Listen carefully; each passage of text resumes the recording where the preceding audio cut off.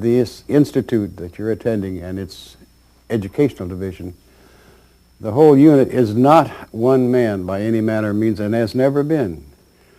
All the way back, beginning in 1958, 59, there have been supporters, participants, ranging from physicists, psychologists, doctors, MD types, engineers, a lot of those fellows, and surgeons, educators, professors from various universities, and a goodly number of other similar types have made their contribution through the years to what the Institute is now. And the best way you can get a handle on that is look at the texture of our current Board of Advisors. Will give you a feel for that. Look at our professional division and you get another feel of what we really are. And beyond that is this mass of people who are simply having a good time because they've participated either in a gateway or something akin to it.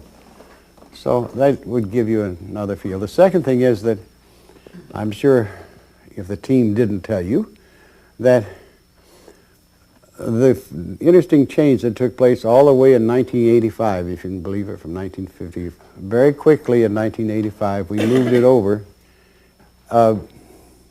into a non-profit status and a separate, independent organization from the interstate industries. So it's important to know that that movement and why it was made. So in our organization, no one is taking down six-figure salaries or anything like that. It isn't that kind of thing. Well, there's not the money to do it, of course, too. But that's not the motive and the motivation of the Institute. But these were the two things that I keep forgetting to tell. And I'll move it over here because it's more viewable. And I did cover that where you are, did I not? See what else I can find in here. Oh, I found a nice, clean, bare sheet. Isn't that fine? Now, I did also give you the line of demarcation, did I not? All right. We're going to take another look at that particular LD and give it another kind of form, just for the plain meanness of it. Can everybody see this with reasonable viewing? Fine. The LD, line of demarcation, bang, bang, crash. Now, let's put below the line, which again is the area of the knowns, remember?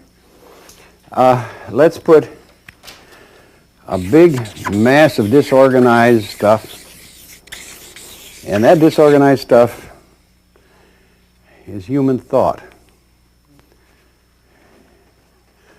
You would be amazed the depth of disorganization that you find in it when you view it from another perspective.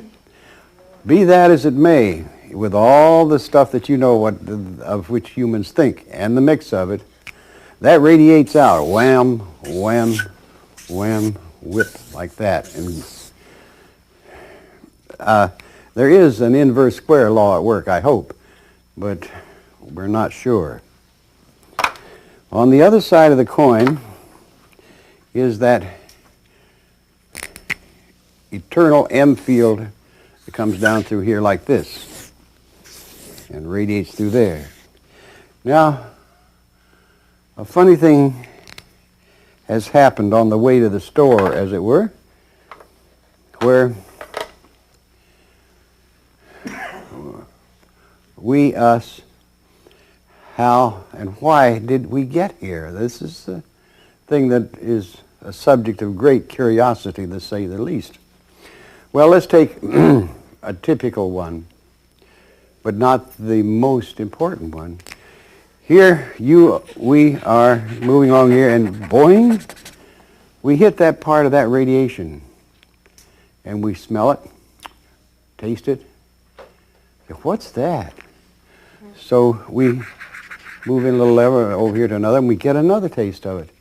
You say, you know, that's real interesting. I wonder what that is and what that's like.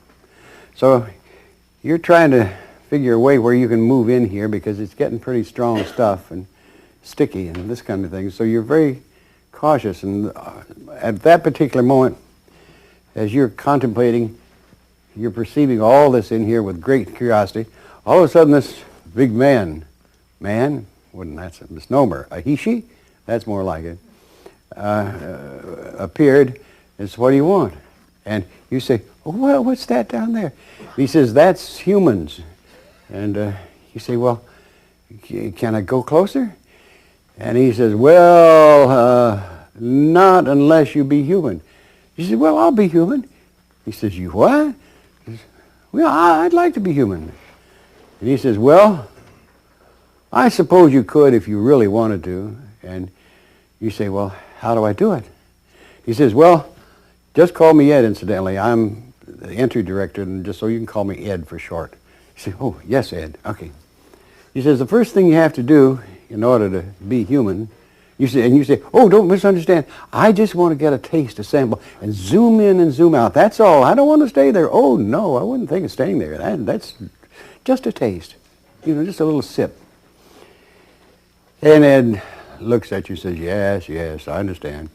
So what you do in that process, he says, the first thing that you need to do in order to be human is recognize that time-space exists. You say, well, somehow I perceive it. There it is. He says, well, what you perceive is only part of it. There's a lot more to it than that. And you say, well, I'll take my chances.